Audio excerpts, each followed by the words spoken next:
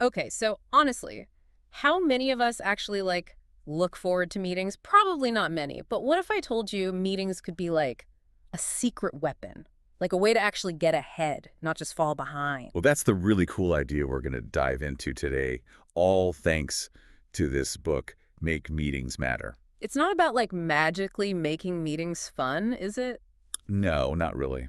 Although a bit of fun never hurt anyone. But it's more about recognizing their potential. Think of meetings as the central nervous system of, well, any organization. Hmm. When meetings work well, information flows, decisions get made, and progress actually happens. That's a really great way to put it. But how do we go from dreading meetings to actually seeing them as this powerful tool? Well, the book starts with a pretty big mindset shift. Right. It's not just about, thinking positive. Yeah. It's about understanding the real value of a well-run meeting. The author compares it to designing a really great product. You wouldn't just throw something together and hope Yeah. for the best. You You'd have a did. plan, right? Yeah. You'd have a clear purpose. You'd really understand that user experience. Meetings should be no different. So instead of seeing them as these obligatory time sucks, we should be thinking of them as chances to actually create something valuable, to achieve something. Precisely. And it all starts by recognizing that at its core, every meeting is a conversation. Okay. But here's the thing. Yeah. Most of us have developed some really terrible conversation habits without even realizing it. Oh, yeah. You know, Yeah. we interrupt each other, we multitask, we dominate, and then we're like, why do meetings feel so unproductive? Oh, I am so guilty of that. I can't tell you how many times I've been in a meeting and caught myself just scrolling through email It's so common. or planning my to-do list, Totally. instead of actually listening. Yeah, yeah. But think about how that impacts the group, the dynamic. Even if just one person is mentally checked out, Yeah. it kind of sends the signal that the conversation's not important, Right. and then that can lower the quality for everybody. Right. Like that story you shared in the book about the security guards who kept getting all those complaints. Oh, yeah. Nobody had ever told them that. Making visitors feel welcome was actually part of the job. Right. But as soon as that expectation was clear, the complaints vanished. It's crazy, right? Yeah. It's a great illustration of how even tiny shifts in how we communicate can completely transform the entire experience. Yeah. If we want better meetings, we got to become more intentional about how we talk to each other, Yeah. both as individuals and as a group. Okay, so let's get practical. The book digs into some specifics about effective conversation. And you start with becoming a master listener. What does that actually look like? It's way more than just hearing words, right? It's No. about truly focusing on the other person, putting your own thoughts and judgments aside, trying to get their perspective. Hmm. It's about using phrases like, tell me more, to encourage them to explore their ideas further. Yeah. And it's about making a space where they feel safe to share their honest opinions. It makes me think how often we just jump in with solutions Oh, yeah. or counter arguments, Totally. before we even really understand what the other person is trying to say. It's like we're so focused on just getting our own point across that we miss this huge opportunity to understand where the other person is coming from. And that can lead to so many misunderstandings, Yeah. missed opportunities, ultimately less productive discussions. When we listen properly, not only do we understand the topic better, but we also build trust Yeah. and rapport with the people we're with. And that trust is so essential for any kind of collaboration, especially in a setting where you're trying to make decisions, solve problems, move forward together. Exactly. And being a good listener is a huge part of it. But there's more, right? Yeah. It's also super important to be mindful of how we talk. The author actually lays out what he calls the 4 C's of effective conversation. Oh, the 4 C's. Okay. What are those? Clarity, candor, commitment, and completion. Okay, I like how those sound, but I'm not sure I fully get what each one means in a meeting. Can you break those down a bit? Absolutely. So clarity. Okay. Clarity is all about making sure that everyone's on the same page. Okay. Do we all understand the goals, the context, the information that's being shared? Are we using language that's clear, concise, easy to understand? Right. It's so easy to just assume that everyone's following along. Oh, yeah. But just taking a minute to check in and make sure there's clarity can prevent so many misunderstandings and wasted time later on. It's like those awkward moments when someone's using all this jargon yeah. or acronyms that nobody understands. Totally. And everyone's too embarrassed to ask for clarification, and then the whole conversation just goes off track. Totally. And that's where candor comes in. Okay. It's about creating a space where people actually feel comfortable asking those questions, challenging assumptions, Right. voicing different opinions. Yeah. It's about being genuine and saying what you really think, even if it's not the most popular opinion in the room. I love that. But it also requires a lot of trust within the group, doesn't it? Absolutely. Like people need to feel confident that they can speak up without fear of being judged or like, repercussions or whatever. Absolutely. Yeah. That's actually why the book has a whole section on building relationships. Mm-hmm. It stresses that making connections with our colleagues, that's part of the job. Yeah. It's not just some optional extra. Right. When we have strong relationships with the people we work with, we're more likely to trust each other, to communicate openly, and to work well together. It makes me think about that idea you had of scheduling like one coffee chat a week with a coworker. Oh, yeah. That's 50 new or deepened connections in a year. Right? It's such a simple thing, but it could have such a big ripple effect on like the whole workplace culture. It's recognizing that those little informal interactions, those moments of connection and shared experience are just as important as those formal meetings and presentations. Yeah. They build trust, they create a sense of camaraderie, and they make the work environment more positive and collaborative. And when you have that as a foundation, those meetings are going to be so much more productive and enjoyable. It's like you're building a team, not just gathering individuals in a room. Exactly. And you can enhance that team spirit even more by doing some of the exercises from the book. Mm. One example he has is where he asks teams who are clashing to spend time just listening to each other's personal stories. Oh, wow. And they take turns answering questions like, tell me about the neighborhood you grew up in. Mm. Or, what are you working on that has you excited? Seriously.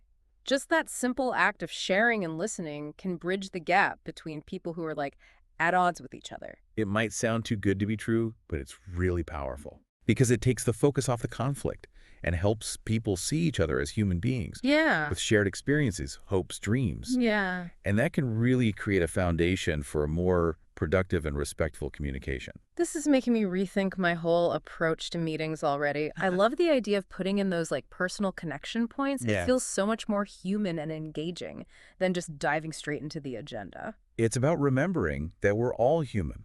We have these complex lives and experiences, and when we bring that awareness into work, we create a much more empathetic and supportive environment where everyone can actually thrive.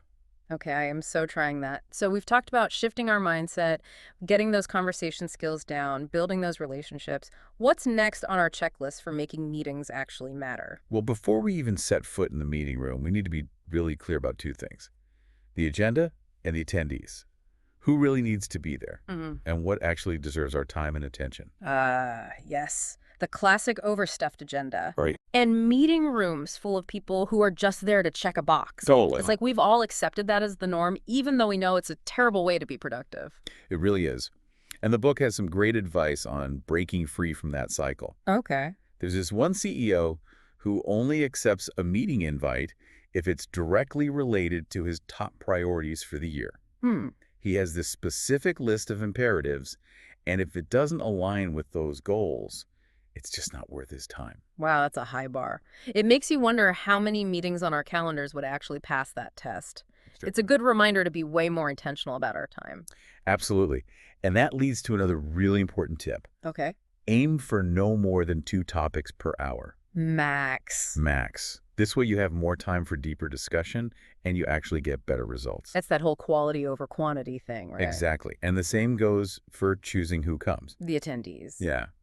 The book has this great question. It says, ask yourself whose absence would make you reschedule the meeting. Those are your must-haves. Everyone else is optional. That is so practical. It forces you to really think, okay, who actually needs to be here? Right. And who could just get a summary later? Exactly. It's all about respecting everyone's time and making sure that the meeting is as productive as possible. All right, I'm ready for the next step. Okay. We've got our mindset shifted, our conversation skills are sharp, those relationships are nurtured, and our agenda and attendees are all set. Now what? Now we get to the fun part. Oh, good. Designing the meeting for success. Okay. Remember that product design analogy? I do, yeah. Well, just like a well-designed product, a well-designed meeting takes planning, intentionality, and a real understanding of that user experience. Okay, I'm intrigued. But be honest.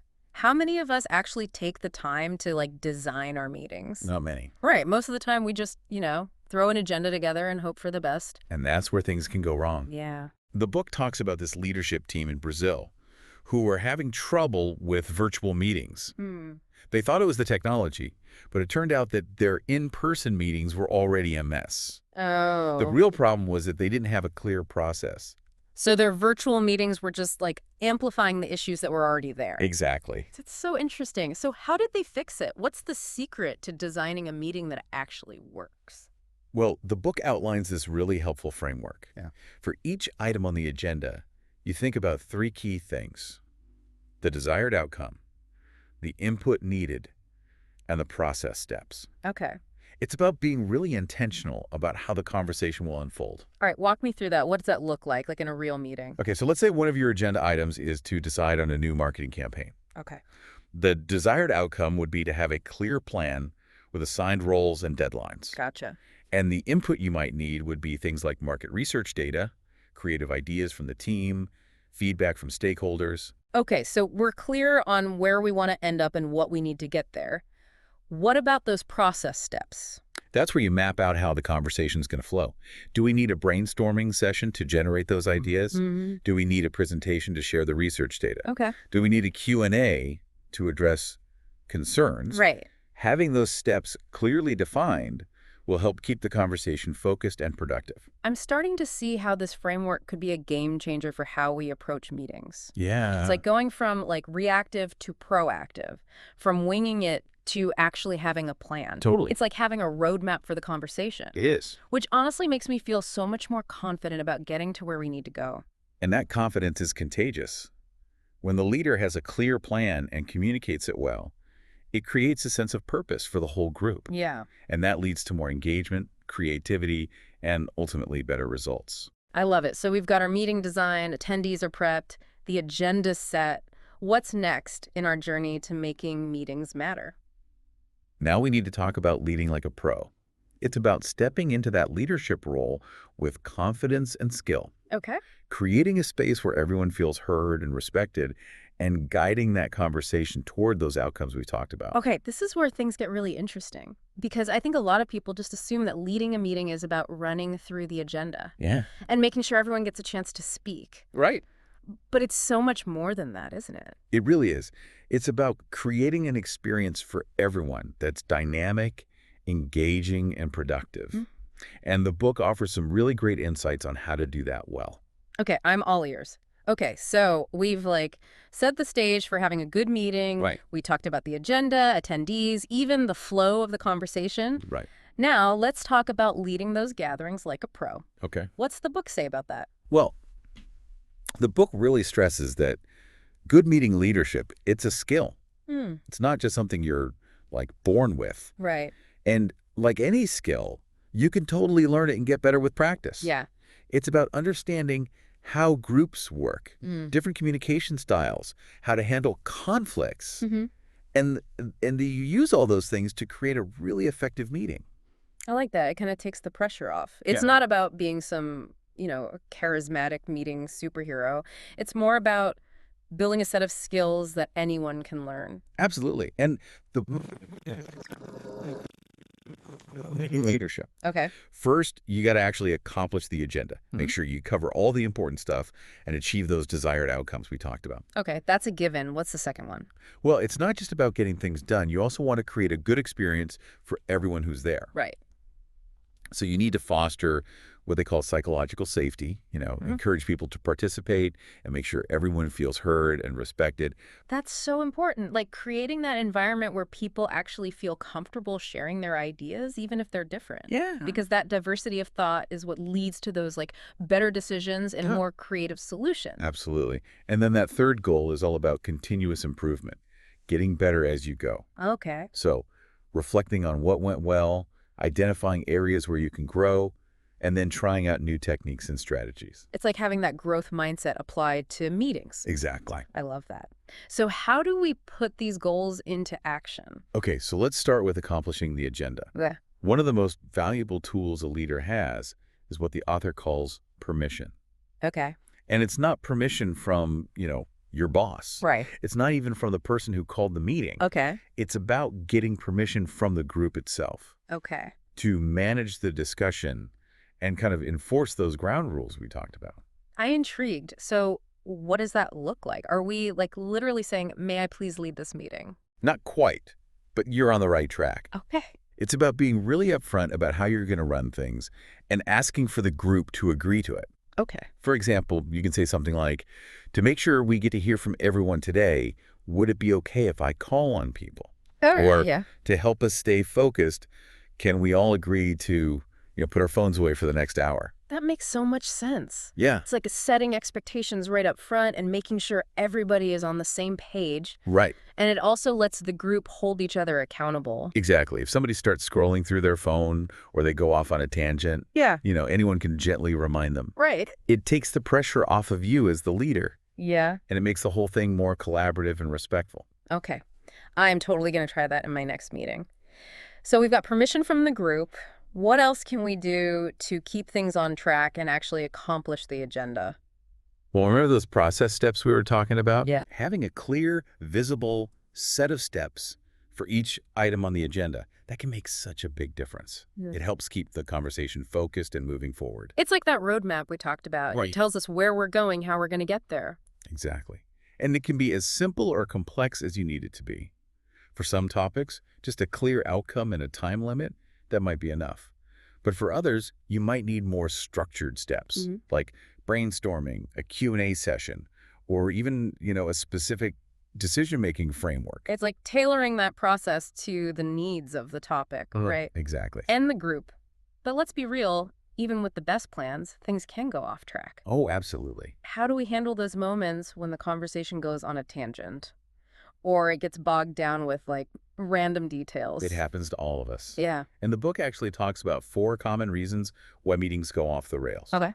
The first one is a lack of clarity about those process steps. Right. If people aren't sure how the conversation's supposed to go, it's easy to get sidetracked. Right. It's like trying to drive through a new city without, a map or GPS. You might eventually get there, but it's going to be a much longer and more frustrating trip. Exactly. And the second reason is when people talk too much Oh, yeah. or too long, they kind of dominate the conversation. Oh, yeah. We've all been in those meetings where one person just takes over. It's so frustrating. The third reason is all those rabbit holes, Okay. tangents and problem solving that doesn't really add any value to the conversation. I think that happens when people are just trying to be helpful Oh, for sure. or show off their expertise or something, but they end up hijacking the whole thing with stuff that's not even on the agenda. Exactly. Yeah. And the fourth reason, kind of related to that, is when the meeting leader doesn't actively manage the conversation, Right. they let those derailments happen. Right. It's like an orchestra without a conductor. Oh, yeah. Everyone's just playing whatever they want. It's chaos. Total chaos. Oh. So it's not enough to have a plan. You actually have to guide the conversation, keep everybody on track, and make sure you're sticking to the goals. You got to wrangle those cats. You do. And the book gives some great tips for doing that. First, it says awareness is key.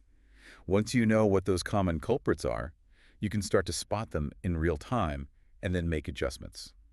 So being present, paying attention, not just to what people are saying, Right. but like to the whole group dynamic. Exactly. Noticing who's dominating, when the conversation is veering off track, if someone's checked out. Totally. And then you have to be willing to step in when you need to. Sometimes a little nudge is all it takes. Yeah. You could say, I'd love to keep talking about this, but I think we need to get back to the agenda. Right. Or, this is a great idea, but maybe we can note it and come back to it later. How does that sound? I love that. It's like you're acknowledging what they're saying, Yeah. but you're also gently steering things back in the right direction. And I think it's important to remember that you can get the group to help with this too. Oh, totally. Like at the beginning, you can specifically ask them to help you stay on track Absolutely. and make sure everyone has a chance to talk. It makes everyone feel more responsible.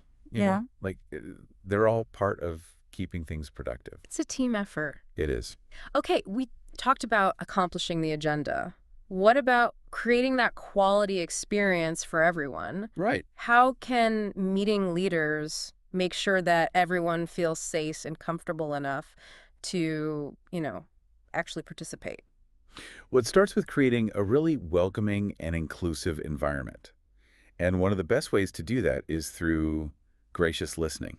Oh, I love that term. Right. It's way more than just listening. What does it mean exactly? It's about being fully present and really paying attention to the person who's talking, Yeah. putting aside your own thoughts and opinions, and making that space where they truly feel heard and understood. You know, simple things like eye contact, nodding your head, those nonverbal cues can show that you're really engaged.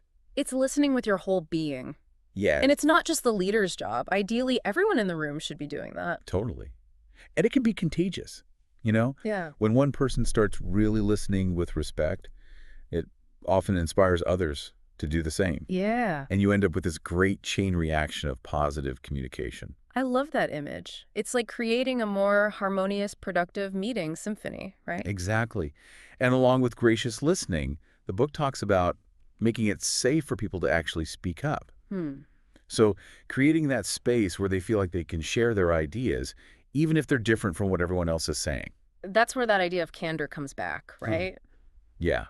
But it's not just about telling people to speak their minds. Right. It's about making sure they feel safe doing it. Yeah. And that starts with you, as the leader, modeling that behavior. Are you open to hearing different points of view? Do you respond to disagreement with curiosity, not judgment? Yeah. Are you making that space where people feel okay taking risks and challenging the status quo? It's like you're setting the tone with your own behavior. If Exactly. you want people to be honest and open, you have to show them how it's done. Totally. And then beyond modeling that behavior, you can also be more proactive about getting people to talk, Okay. especially those who might be a little more hesitant. This is where like calling on people comes in. Right. But you have to do it in a way that feels supportive and not like you're putting them on the spot. Absolutely. The book suggests phrases like, I want to hear from some folks who haven't had a chance to talk yet, or I want to make sure anyone who hasn't spoken or has more to add can share their thoughts. I like that. It makes it more inviting. Yeah. And I think it's especially important to call on the folks who are maybe more introverted Right. or who might have a different opinion. It makes the conversation more interesting and makes sure that you're not just hearing from the loudest voices. Exactly. And even if they don't have a fully formed idea, you can still encourage them to share their thoughts or questions. Just keep them engaged. Yeah, You might uncover some hidden gems that way. I love that. Okay, so we talked about getting through the agenda, making sure everyone feels good. What about that third one, the continuous improvement thing? Right. How do we make sure we're always getting better at leading meetings? Well, one of the easiest and most effective things is just to ask for feedback. Mm, At the end of the meeting, just ask your team, hey, what worked well? What could we do differently next time? I love that. Yeah, Shows that you're humble, you're open to learning, and that you value their input. totally. And besides asking for feedback, the book also says to try out new things. Okay. Experiment a bit.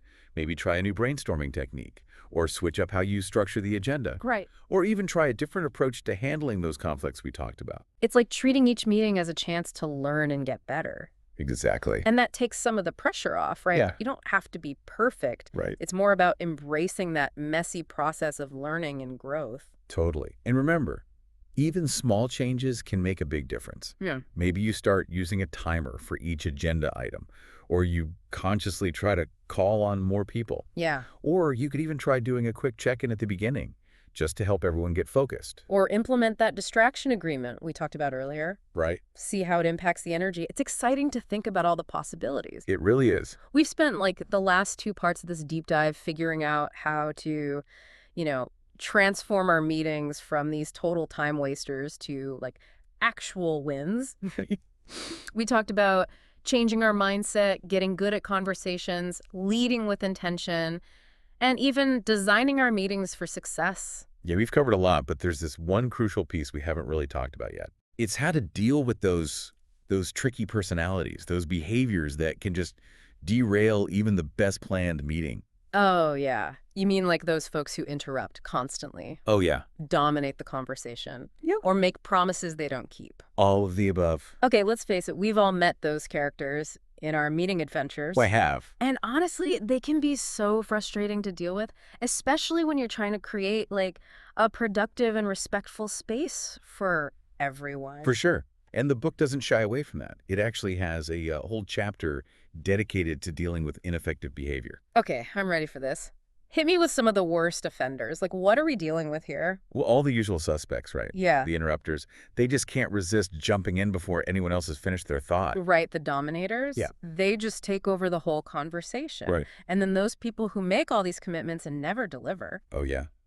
leaving a trail of, like, phantom action items, ugh, it's the worst. And I think what's so frustrating about these behaviors is that they not only just like wreck the meeting, but they also create this like tension and disrespect within the group. It's like they're saying, my time and my ideas are way more important than yours. You're exactly right. That's why it's crucial to have some strategies ready to deal with this stuff effectively. Okay, so how do we do that? What's the best approach? Well, the book basically gives you three choices. Okay. You can let it go, address it right then and there, or talk to the person privately later. Okay, so when is it okay to just like let something slide? Sometimes it's just not worth rocking the boat, you know? Yeah. If it's something small or a one-time thing or something you can work around easily, it might be best to just let it go. Choosing your battles is like a key skill for running good meetings. Right, you don't want to create unnecessary drama, but what if it's something more serious, Yeah. like a pattern of behavior that's always disrupting things? In those cases, you might need to say something right then. But the important thing is to do it respectfully, without, embarrassing the person. You're redirecting the behavior, not attacking the person. Okay, can you give me an example? Like, let's say someone's interrupting everyone. How would you handle that? You could gently interrupt the interrupter. Okay. You could say something like, hang on a sec, Sarah. I want to make sure we hear what David was saying before we move on. Okay. Or, Frank, I know you're excited to share, but let's give everyone a chance to finish their thoughts first. I like that. It's direct, but not like aggressive. It acknowledges them, but also sets a clear boundary. Exactly. It just reinforces that expectation that everybody's input is valuable. Yeah. Everyone deserves to be heard. It's about creating that culture of respect. Okay, what about those folks who like dominate the whole conversation? How do we give other people space to talk when someone's hogging the spotlight? Sometimes a gentle redirect works there too. You might say, thanks for sharing your thoughts, Maria, but I'd love to hear what others have to say now. Okay. Or, we've heard a lot from this side of the table. What other perspectives do we have? So it's about making sure everyone feels included and like their voice matters. Exactly. And sometimes you might have to be a little more direct, Okay. especially if the person doesn't seem to realize they're doing it. Yeah. You could say, hey, I noticed you've shared a lot of great ideas already. Now I want to be sure we hear from some other folks. It's like giving them feedback, but in a constructive way. Right. Not critical. And keep in mind, sometimes people dominate because they're nervous or really into the topic, or maybe they just haven't learned how to participate in a group. That's a good point. It goes back to that assume positive intent thing we talked about earlier. Exactly. And sometimes just making them aware of it is enough to change things. Okay, what about that third option? Talking to someone privately after the meeting. When would you do that? That's usually better for those like more serious issues Okay. or things that keep happening, Yeah. things that need a longer conversation. This way, you can give them specific feedback without putting them on the spot in front of everyone. Right, this is a safer space to be honest and open. Exactly. It gives that person a chance to explain their side of things and Yeah. hopefully, adjust their behavior for next time. So whether we let it slide, address it in the moment, or talk later, the important thing is to approach those tricky situations with respect and a real desire to make meetings better for everyone. Absolutely. And don't forget those agreements we talked about. Oh yeah, those ground rules. Yeah. If everyone agreed to limit interruptions and, share the conversation, it's so much easier to address those behaviors when they happen. Exactly. Everyone knows what's expected, Right. and they can hold each other accountable. It's like you're all on the same team working together towards a common goal. Exactly. I love that. And it reminds me, meetings don't have to be this like dreaded part of work. No, not at all. With the right mindset, the right skills, the right strategies, they can actually be energizing, even fun. I agree. And I think make meetings matter really gives us a path to get there. It's been a great deep dive. I feel like I've learned so much. But what's the one thing you want our listener to take away from all this? There's this quote from the book that really stuck with me. It says, what if the way we run our meetings reflected the quality of work we want to do? Ooh, I like that. Right. It's a challenge to step up our game, bring our best to every meeting, and create a culture of, excellence that impacts everything we do. That's so powerful. It's about realizing that meetings aren't just about getting stuff done. Right. It's about how we do it. Exactly. Creating an environment where everyone feels valued, respected, and ready to do their best work. And when we do that, when we start seeing meetings as opportunities to connect, collaborate, and grow, we not only improve the quality of our meetings, but we also improve our work, our relationships, and ultimately our impact on the world.